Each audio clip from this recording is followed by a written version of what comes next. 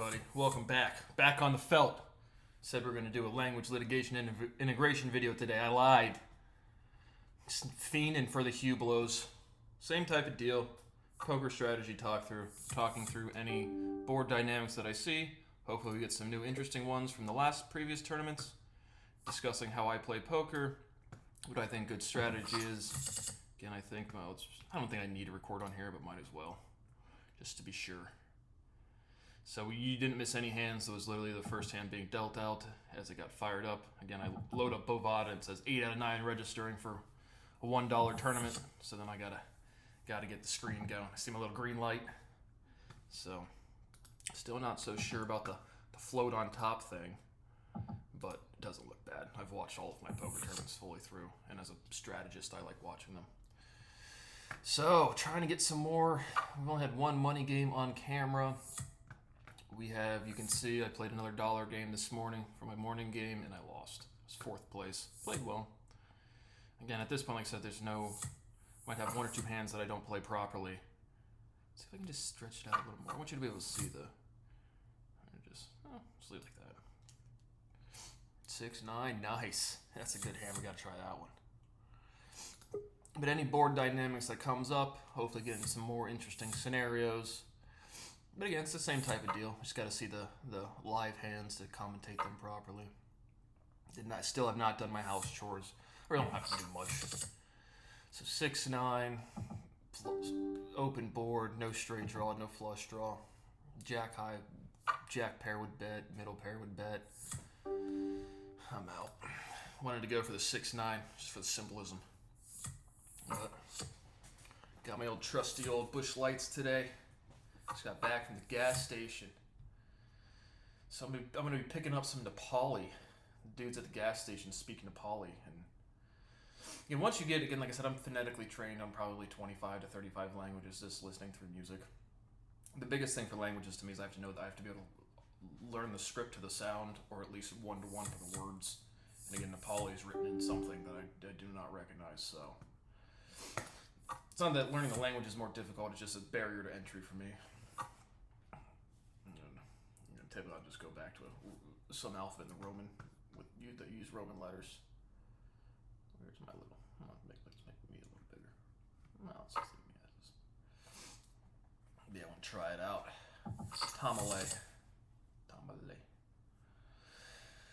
4 people in the hand. Queen 5 hits nothing. So hopefully we get some good action. Probably, hopefully. We haven't seen a 4 of a kind. Haven't seen a straight flush. Straight flushes are pretty rare. 4 of a kind's not so much. Checking around the board. An opportunity to try to push somebody out if I so choose, and I will not choose so.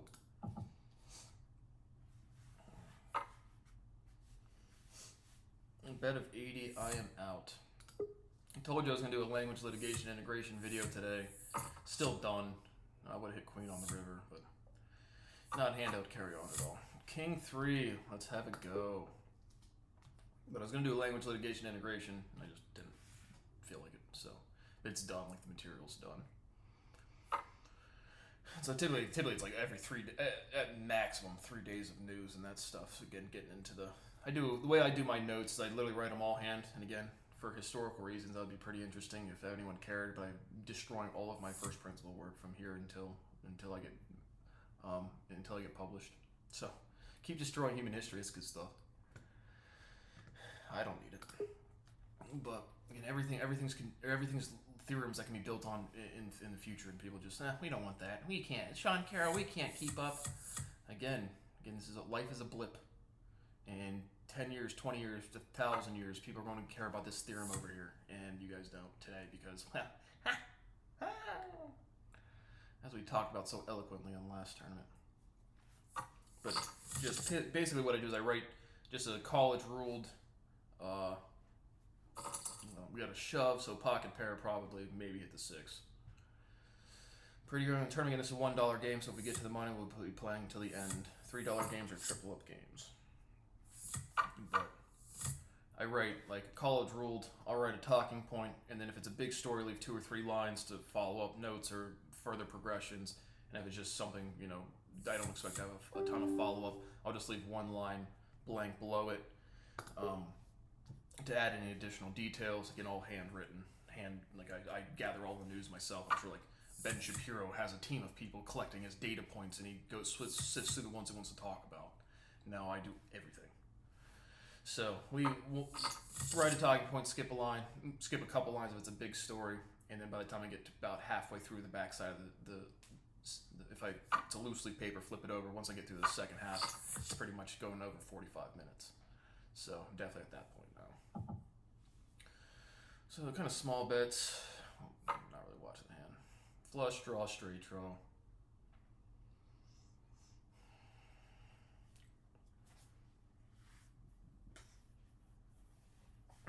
Yeah, it's actually pretty funny. Between the first poker video in the morning yesterday and the second one, I got a fruit fly infestation. After saying nothing major draw, well, here's some fruit flies. So big bet, big call, flush draw showing, straight draw showing, 2-card flush potential. Neutralizes a flush kind of. Still, I'm guessing flush, could be a straight. Yeah, there's one of my little fruit fly friends right now. They're not really in, this is my office room. You can see right here. Mark your shit. But not really my office, definitely not upstairs. Just kind of, I took out the trash today. I do remember when I was cutting the lawn the other day, I flipped the lawnmower over and got off all of the gunk from the previous lawn mow to make sure the blade's spinning fine. I definitely saw a bunch of larvae there. So I just threw that in my trash bin because the recycling comes every two weeks, not every week. And so my guess, and there were certainly fruit flies on the trash bin. So that's my guess is I just keep my trash bins outside of my house entirely, like not in the garage even. They were in the garage, I'll move them just outside the house. So hopefully that does something. Big shove, big call. Queen 10, king, king. Ooh. So 3 of a kind fills up. Doesn't fill up, but wins. So king 10, or queen 10, again, more of an aggressive player. Certainly not a bad shove. I would not have shoved this early, but again, that's risk reward. Again, I make content. If you don't care about making a video, queen 10 is not a bad hand to shove on. Again, low stack early in the game, definitely not on the ropes. Get on the ropes is when, again, like someone had like 500 chips here. They wouldn't even really be on the ropes because the blinds aren't that big. So on the ropes is typically when you have like less than 2 big blinds and not a lot of time you have to pick a hand to shove. So we have again an odd number raise of the big blind, just indicates slidey to me. So doesn't really mean super much. Sloppy board. I just always another thought when someone doesn't raise an even multiple of the big blind, just because of the computer mechanics of having to click over here. So a slidey bet. And really all the slidey bets indicate to me is they're just not too confident of what they're going to bet, and they're going up and down and back and forth. So typically that indicates to me excitement. Or if they bet something big previously and then they do a slidey bet, that means they didn't hit something. Like if they have a 4 raise pre-flop and then they do a slidey bet of like 2.5 blinds, that's pretty much you didn't hit anything. And you're like, I had that ace king suited and I had a 7-2-9 board. Way too big of a raises, should get interesting. Go away, fruit fly. My God. And then so once they don't hit the thing and they're like, I have to not look super weak again after the flop, and they just slidey bet and you're like, okay, Bill, you didn't hit anything. Another big bet. Got some. We got a shove. We're gonna call that. Queens, kings, pocket pairs, completely reasonable for both players. With a flop like that, dominant pair in the pocket pairs, both of them, completely understandable, completely reasonable. Poker. So we got a fast game going. It's pretty good. 2 slumps already. So yeah, I don't even like being able to see not see the details, even though I don't really look at it unless I just try to commentate or analyze the hand and it's already can't remember what it is. Another big raise. So we got some fast play today. It's a little newer. Most of these games have been pretty slow. Nines. So what dynamics haven't we really gotten to? Me being the convincing super high stack, me really being on the ropes like last time. Yesterday I titled a tournament, playing on the ropes, and that was really like the last kind of 5 hands of the tournament. I did the shoves to survive, and I got back up to about 2,000 chips. Go away, fruit fly.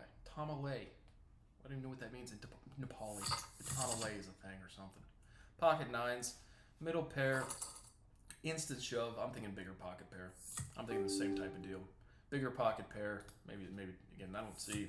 It's a pretty big raise, a 3 or 4 raise pre-flop, so I don't think that's going to be a 2 pair. I'm thinking again another dominant pocket pair, and that's I bet similarly to that as well.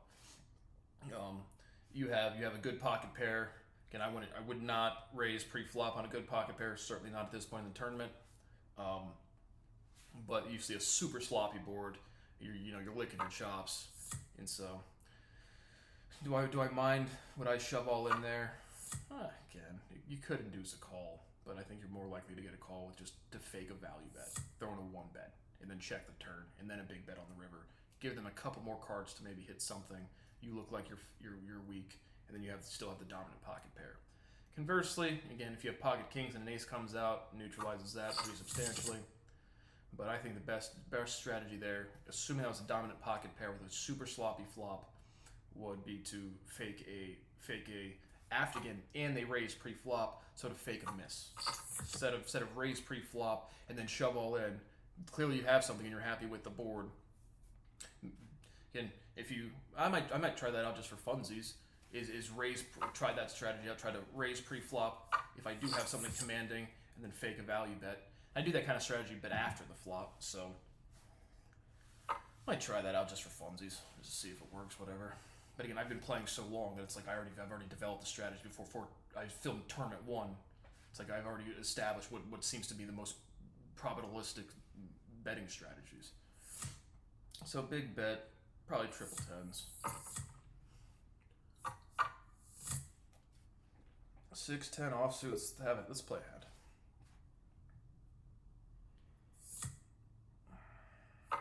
Yeah, like I just watched learn your basic Nepali phrases, and it's like, this is a nice sentence if you want to say something like this, and it's just like I just need one. More importantly, I need, like I said, I like to learn the letters to the syllables, but I don't know Nepali script. Oh, sorry, team. I have a raise. My goodness, this fly, go away. And now fruit flies versus house flies. Like, fruit flies are tiny. They're just a minor nuisance. They're a lot easier to kill. They don't really fly away, but when they're in the air, they move for mobility. They're a little harder for me to swat than off just house flies.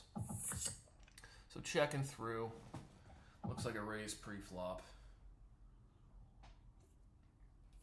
And everybody misses. Or maybe a jack, now he hits triples, and now he unneutralizes the king. Meaning if he has a jack, middle pair, king out there, hits trips on the river, it's a good bet there. I'm assuming that's what he has. Again, obviously I don't know all of these things. That's definitively the hands they have, but I'm just telling you what I'm thinking as a poker player throughout the tournament. Let's empty some trash. Taking out the trash. I like the Mac. It's same stuff. I have had more. I think it's got to be my internet connection, not the Mac. But I have had more. When I upload videos to YouTube, I've had a couple the past 2 or 3. Like, oops, we've ran into uncounting problems, and I had to re-upload to YouTube. The problems with Wondershare. No idea on this end. But with Wondershare, it would crash. Like the software would crash. This, it's like either the internet connection or just YouTube. So, but when I go to the playlist, it still says like a corrupted video is part of the playlist. Like my poker series has about, I don't know, I think this is 10 or 11. I think this will be my 12th video. But I've had 2 or 3 corrupted files, so it says 13 or 14. So why on earth YouTube doesn't just delete that out of the playlist entirely, or give you an option to? And so on YouTube, like if you have YouTube Studio and YouTube app. On the YouTube app, as a consumer, you don't see the deleted videos. On YouTube Studio, you do. And it's like, if it's a corrupted file, I don't want to see deleted video and then a gray screen as in my playlist. Just take the whole thing out. There's no real option for that. So because if you're on the that's the YouTube Studio. If you're on YouTube Studio, you can see the deleted files, and it doesn't give you an option to click delete. If you're on the YouTube app as a consumer, not as a creator, then I did have an app option one time yesterday. I actually saw the gray screen and have a little, the 3 dots to to select options, low pair, big blind. We'll check it, see whatever it else does. It doesn't give you an option to like 3 dots, click and delete. On the actual YouTube app, it does do that, but it hides the corrupted files. So, again, middle pair, if we check again here, I will throw in a weak bet at the river. I will call a weak bet here. And I have that crutch of a 4, maybe hit a 2 pair, maybe hit 3 of a kind on the river. We'll check it, we'll call a small bet. But on the actual, just the YouTube as a consumer app, again, a slidey bet, not sure, he's trying to get as much chips out of him as he can. He has a dominant pair, discipline is to fold. Does he show?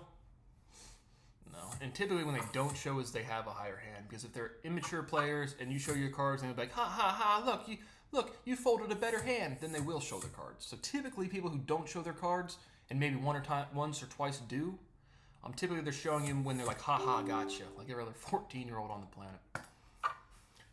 King 9, small to big blind, like it. Not much promise with the hand. Again, just a single big blind. Most likely he will get pushed out. What are we doing? Taking a leak. We're at a computer. We're lining up a huge raise. It's probably just a different window open. Flush potential. Again, I would have the highest 1-card flush, so I will call this similar as in the same way I would call a 2-card flush draw. I mean, if I had two spades, I will call it the same way, because I just need one in the same way I would just need a 1-card flush. If this was two spades, 2 clubs, I would still just need 1 card.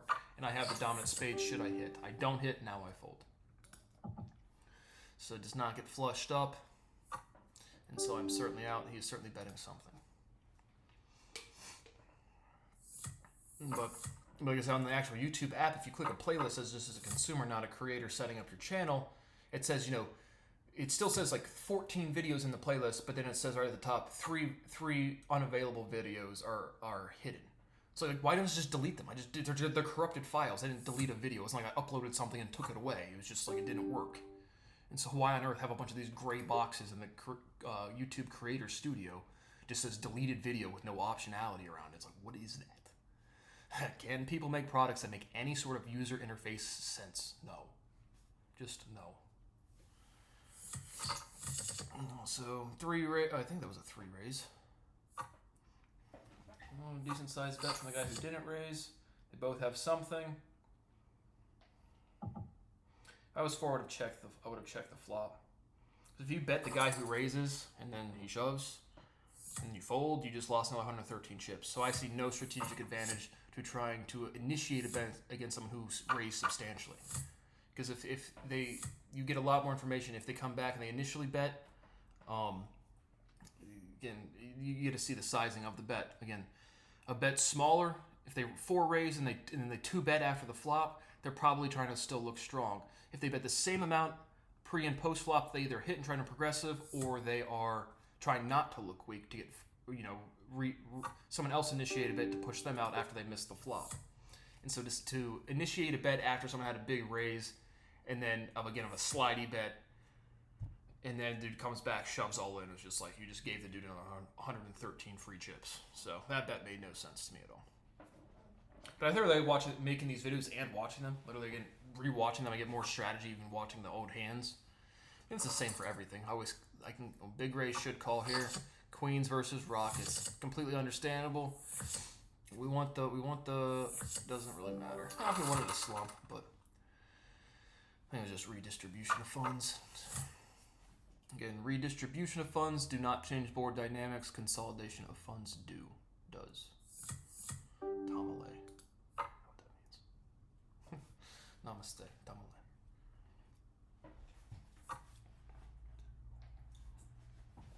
But even if I can, again, to learn it again, to pass native fluency, I learn it letter by letter, syllable by syllable. If not, again, if I don't know the actual, I figure what the script is called for Tibetan. But if not, I just need one-to-one words. I can pick up this the nouns, verbs, conjugated verbs, adjectives, adverbs instinctually. That's how I solved all of physics.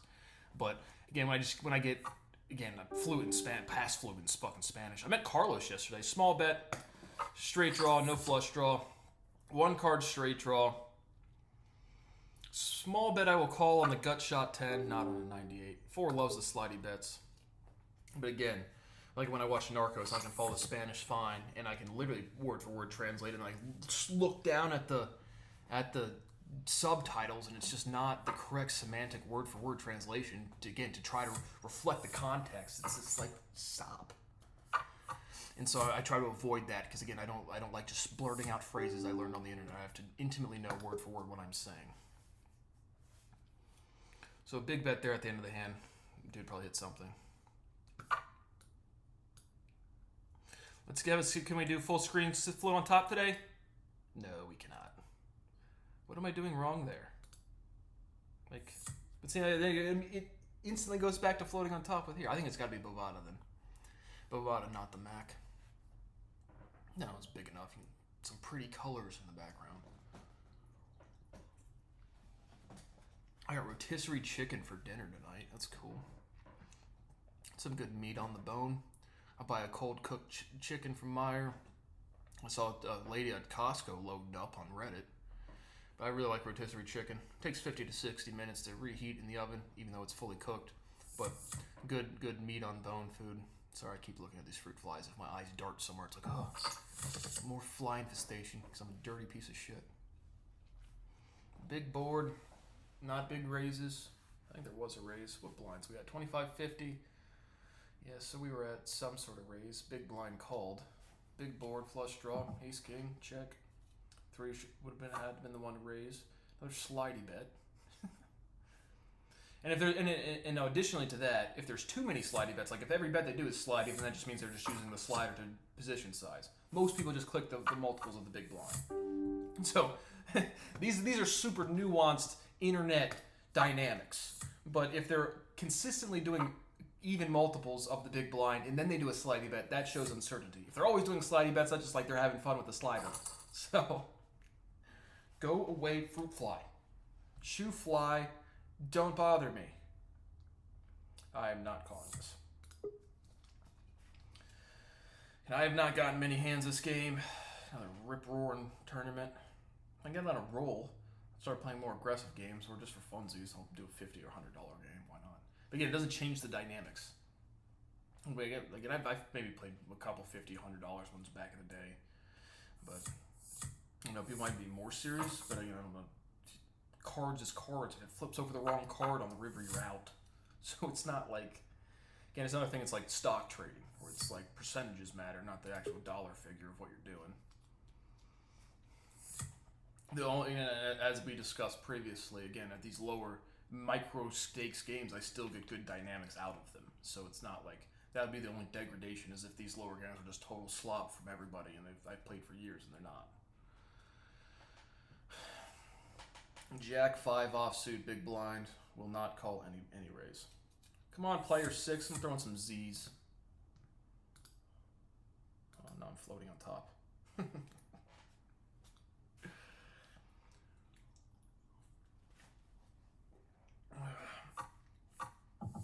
Jack 5 hits nothing. Open-ended flush draw, straight flush draw. Check to fold. But yeah, nobody watched a single one of my recent poker videos. No one watches any of my videos. Let's be honest. 150 fold and show. Yep. So the guy at the gym from one of the stories back when at Dublin Lifetime Fitness. Oh, pocket Jimmy's low blind. Hopefully we get a raise. A hand I would shove on, try to double up on if we get a good size raise. Hopefully everybody folds, and then I just go against the big blind and get him out for 25 chips with pocket jacks. So no raise, just calls. If there was enough people in the hand, I would raise to a 2. Again, not shove, but just bump it up to 100, or probably just a little 2 of the big blinds. I will check here. 2 initiated the bet. Let's see what he does. So we had a small, maybe neutralizable middle hand from 3. 2 maybe have a pocket pair. He just called. He did not raise. So probably just a good draw that has not hit. Kings neutralize my jacks. But again, not a point of hand where I'd want to shove. So now I have 150. Might have hit the king. Now we have king ace. More than 150, I'm certainly out. Even any bet, I'm probably out. 163. Intuition says no, but he's not going to show us cards. Let's king. Oh, got it. Middle pair. Again, see, that's where being a conservative player. Again, I was almost instantly going, not instantly, but almost certainly going to fold and told you, here I'm going to do another 163 chips away, and he just had a middle pair. So again, that could just be lower game dynamics, novice player, or just again has that crutch. He's not holding nothing. He's not fully bluffing, but he has something to fall back on, and it just wasn't good enough. So that was a good dynamic of being a conservative player not doing very well. All right, I got the pot, but I was almost certainly going to fold, and then I just said, for educational purposes, let's call. Flush draw, straight flush draw, one card flush for sure. If he's thinking anything, it's maybe he has a jack of hearts, and is that enough? 10 of hearts, is that enough? Initiating a shove is almost king or queen of clubs, or 5 of clubs being the straight flush. Now you can see these fruit flies coming in and out of the screen. Gotta love a dirty fucking house because you don't know what you're doing wrong, and you never learn anything in school. You don't learn anything you ever use in any real life, anything in school. You just moderate the insecurities of the middle-aged men and women that want to feel like they're contributing. Like that Canada professor, or I think it's a dude that was just, I don't know if it's like an actual transgender or just like a mockery. Some dude wore some like quintuple Z knockers to kindergarten or something. That's some weird shit. I'd fire him on that. No problem with transgender.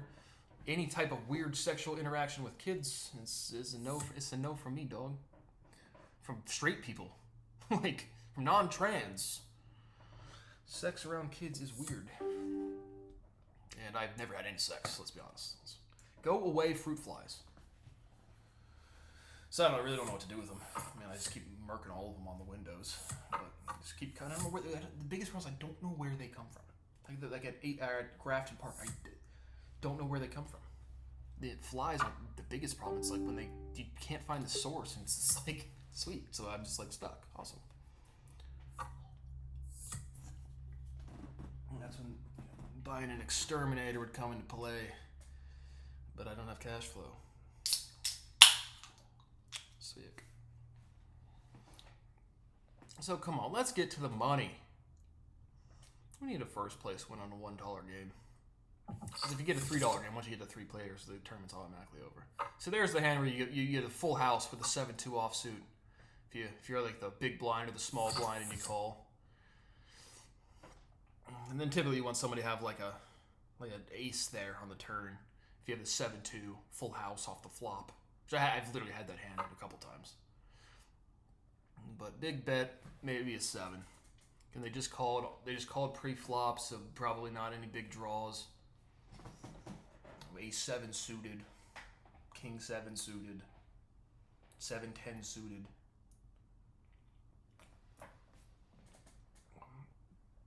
Okay.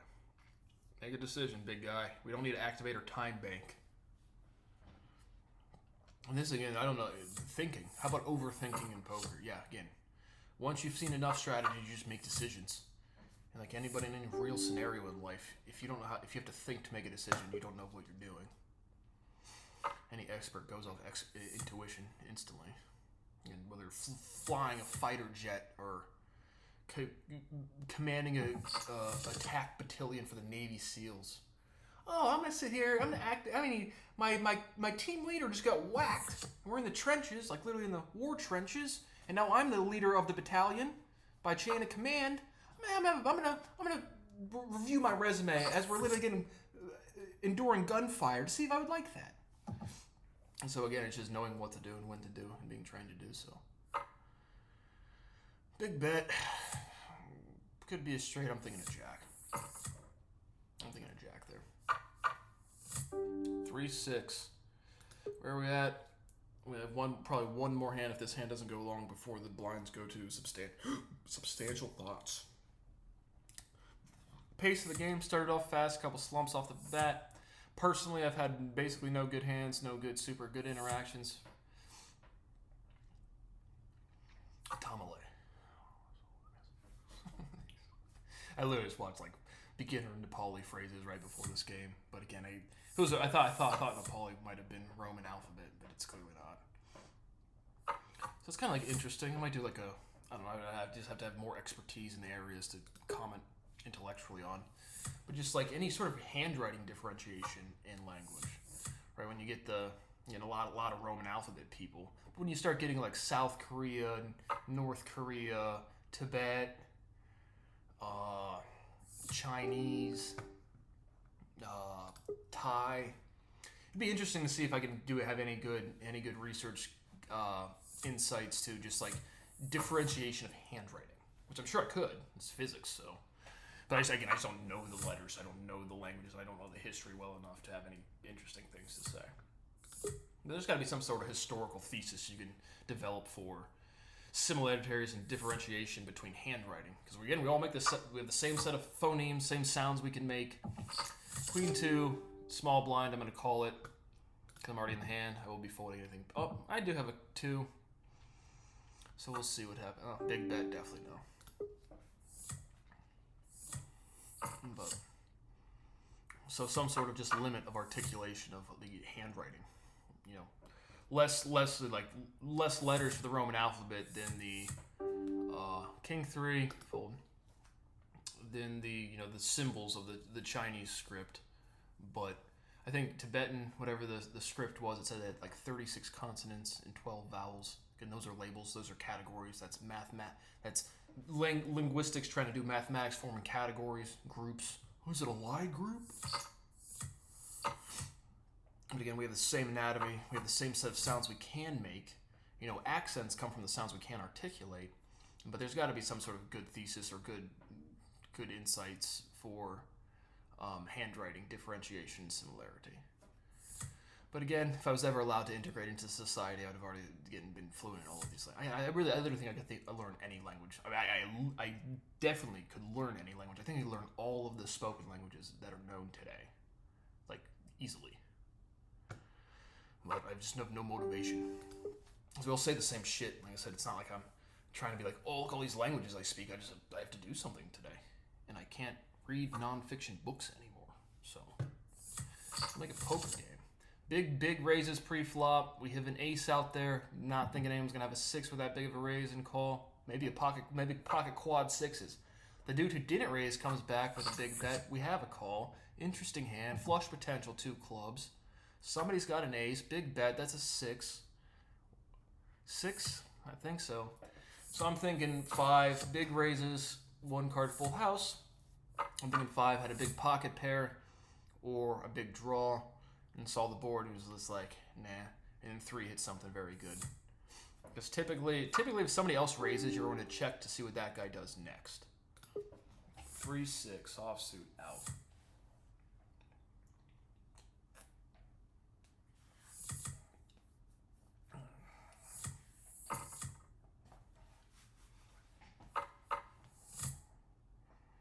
Boop a doop a doop boop boop poker boot while playing poker, yeah. Woo woo poker, yeah. I am gonna do a vocal demonstration video sometime soon. It'll get copyrighted to all hell, but literally I'm gonna put just like play popular songs that I've been singing on my speaker and match the resonance and fill the resonance as well. Just to show people how articulate my voice is today, and I can't get an audition for music and I would win the shows instantly. So checking through. Big raises pre-flop, draws that didn't hit, pocket pairs that they don't like the board. Ace 3, and Ace 3 suited. Again, I might call a raise there. I don't know. Again, Ace low cards no, Ace low card suited is a lot different. Queen Jack like the hand. A lot of people playing. So if you have a board like this, hopefully this guy calls. We get a lot of people pile on in. We need all the hombres, todos, los hombres, todos. See.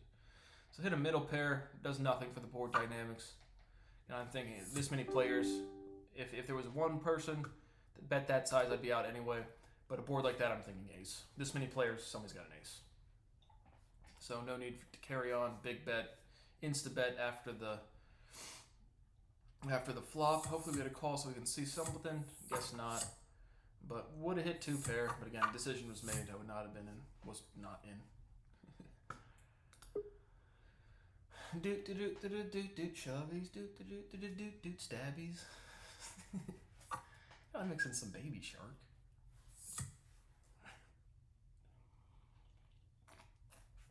I got Namaste Tamale. And again, I can get the pronunciation perfect. Even like the slang. If they're from northern Tibet or this place or that place. And that's really just, again, mimicking the sounds of other people. Once you can pronounce the phonetics, I mean, it's a limited set. It's not like, again, personally, intuitively, again, most people who learn language, I would say all of them that aren't me, they learn to respond to phrases, right? Again, I literally learned sound by sound, syllable by syllable. So it's like I said, like the Martha Vineyard stuff, I'll talk about the legalities and stuff of that on my, so big bet, tens, or pocket pair. Probably pocket pair that wants to take the board. And we had a similar hand like that on the last game or two, where it's literally 2 tens, a low card, and then a huge bet right after the flop. Either they hit the 10, but that looks, again, a novice player would bet the 10, the triple tens on the after the flop. An experienced player would bet a big bet if they wanted the pot with a dominant pocket pair. 3-6 out. So whittling down, again, as pretty usual. I would have hit trippy 6s. Obviously, it was not in the hand. Big bet. So now that's a bet where I could have come back and doubled up. It's a big pocket pair, king out there. Not thinking 6s. I'm thinking that's a big pocket pair that wants to neutralize the 6s. Might have a call. Hopefully we call so he can see. I'm thinking somebody hit the king, somebody hit the 10. Or 3 just had a pocket pair or wanted to bluff. So 4 probably hit the king. 3 was either had a pocket pair pre-flop, got neutralized by the board. It was like trying to either bluff or fall back on a weak pocket pair, or on a weak pair, not pocket pair. So 3 raise. Again, at this blind level, I might play one more hand without looking for shoves, but looking for shoves. I forget what was just saying. Yeah, whenever I do this stuff in person, again, I don't have nervous tics. I'm literally stretching out my face to form maximum elasticity. Again, you can see, like, when sorry for showing chest hair. Like, I can tense every tendon in my neck to the points in my lip. And then I get a comment on my YouTube channel saying, y'all can't sing unsubbed from a guy who is not subscribed to my channel. So it's like, again, literally my voice scares people. Imagine being so privileged. Science scares you. So illiterate. Not privileged, just fucking illiterate. Which is everybody on this planet. Queen 4, like it, not at this point in the tournament. Come on, I need to get commanding high stack one of these games.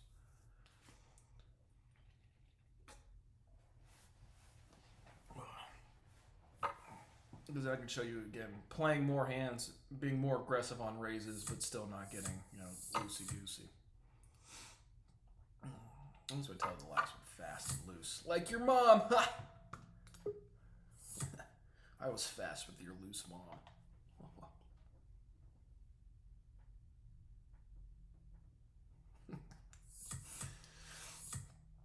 Oh, but the Martha Vineyard. Oh, I was just referencing there was like AP Spanish students. AP Spanish, yeah. What big raise will we get a call here? Maybe. That'd still be a discipline fold here. 3 raise, still 3 raise, big stack. If you're not ready to shove on any other hand, I would just fold it here. But people who just blurt out phrases and responses to phrases and don't intimately know the words. Like yesterday I got pitched solar panels. Gee, my brother sold solar panels, so I know what the pitch again. I told you the story of him just getting. But so a dude named Carlos de Mexico, I'm gonna fly. Just comes out. I'm sitting outside drinking beer in my garage. I have a garage couch and a front door porch chair. So I'm in my garage couch, sitting there. Dudes come up to pitch solar panels. I would buy solar panels. It just doesn't make sense for me. Because typically like the savings are like 15, 10 years. I'm a single male living alone. So I told him my electric bill was $90, which it was last month. So he's like, my brother said typically the systems don't even make sense until gas or electric bills get over $200 a month. But again, I'm not worried about $50 a month. I'm worried about $50 billion in my career, in my life. Big raise on the small blind, small stack. I'm going to fold it. If I was going to call here, I'd instant shove and get an instant call, but I want a better hand. Not on the ropes, certainly low stack. Looking for a more shovable hand. And I'm always looking for an ace. Jack ace suited. If we get a big raise here, I will shove. But so Carlos comes up to me, just trying to sell me solar panels. And I said, ¿Dónde eres de? Es más claro. Que de dónde eres? See, I didn't say that, but I said, ¿Dónde eres de? Mexico. So I try to, again, my Spanish is fantastic. Oh, we got a raise here, Bamo. But we'll get a call from 2, obviously. It'd be insane to make that size of bet and then fold. So ace jack suited, big hand. Might be a short tournament, short video. We'll see. Are we staying alive? Got the ace. Staying alive, got top pair. Come on, no. Nice, doubled up. Staying alive. But ¿Dónde eres de? Es más claro que de dónde eres. Where are you from? ¿Dónde eres de? De dónde eres. From where are you? Es menos claro. But I just try to engage people in Spanish. I mean, again, it's always a learning experience in terms of mathematics, not of learning the languages. Again, I was differentiating nouns, pronouns, verbs, adjectives, adverbs instinctually before forming words, which was what everybody does, but people don't remember it. And I just wanted to think about it again. So now we're definitely not small stack. We are. Is there any high stack? Not commanding high stack, but 4 and 5 are certainly larger stacks. I have middle stack. One is kind of getting down there to maybe low stack. Ace queen suited. Blinds raised again. I don't know. Just try it out. Let's have a raise. Again, typically I don't do this, but again, the ace queen suited. We talked about the ace jack offsuit hand that I raised 3 videos ago. I don't know, just try it out, see some new things. And after I show my cards, and I haven't played many hands this game, so again, if I'm playing a lot of hands and showing my cards all the time, what was I going to say? Oh, people know that, but and then it's because if I don't have enough repetitions, I think a call would have been better, right? I have a call. I hit a flush, I hit ace queen, I hit 2 pair. I give player 4 a chance to hit something that he would call on. And so again, I just don't think it makes any sense. Got the pot, but it was very small. But I tried to talk to Carlos in some Spanish, but again, trying to get shit done. If your English is clear, I don't care. It's not like, look at all these languages I speak. But if we're just casually chatting, it's like, I don't know, let's try this shit out, yo. So, a big raise, big call, sloppy board, probably disciplined fold. See, that's why I don't like, even if I have a good hand, ace king suited, queen ace suited, there's a big raise pre-flop. It's just the risk reward's not there, because if you miss, you're just out so many chips for nothing.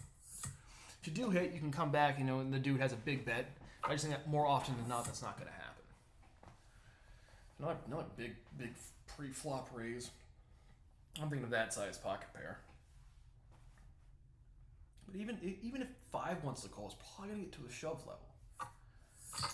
Guess not. We got a call. And they're kind of off board. Hearts, a 2. 4 initiated a big raise as no, he's not small. So another big bet. 5 shoves. He will call. If he doesn't, he's an absolute fucking idiot. If he folds here, again, right, that makes no sense. And so if this dude folds here, it's novice. I think he's going to. It would have been a snap call. Nonsense. So again, that's a draw hand. That's a draw hand. The dude with the board was what? Queen, shit card, and the dude 5-6 raise pre-flop. The dude, same bet size. I'll slump this dude. He's on tilt. Fold, I'm in. Ace 10. I'll take you. Pocket fives. Jack, need to hit a pair. Come on, nothing. So not tilt. Again, that's one of those hands where it says it makes betting made no sense to me. And so I'm thinking tilt on that guy. And I'm going to use the same strategy here. I'm going to hopefully get a raise here, and I'm going to shove. But humongous bet. So I'm thinking, see now, I'll go all in. I do want him to call, but it's almost certainly going to fold. But a humongous pre-flop raise. The same bet size coming back. Instant folds. The board's not in a place where it's like triple aces or anything. And so that's a dude betting a big draw to me. And then on some sort of tilt, gets the, not really tilt, I mean big blind, it was not big blind, no. But pocket pairs, I don't consider that tilt, but I think, so now I'm convincing lows, one and me and one are the same, 3, 6, and 2 are the same, 4 is commanding high stack, 4 is commanding second tie stack. So all of us peasants down here in the slums, trapping for the pennies. Oh, we had to activate our time bank. No, probably just away from his computer or something. Big raise, nah, or just a call. Excuse me. We are well into 150 blinds. So flip flop behavior for me.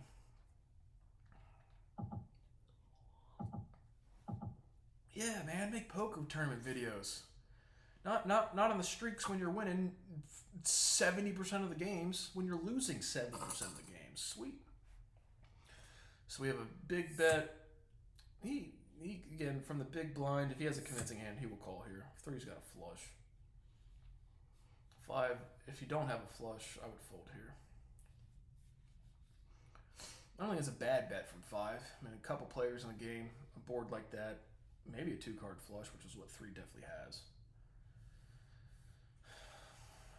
And so 5 probably has like a king something. If he had king high flush, he would call. Some discipline fold. Not a bad bet. As the big stack. 3 had a 2-card flush. Not a bad comeback shove. Please raise here so I can shove ace king. Nope, a couple people could call, so I'm still gonna shove. Come on, I need to double up. Let me slump one. Let me consolidate one. I did commit Spanish blasphemy. Yo digo. Por favor.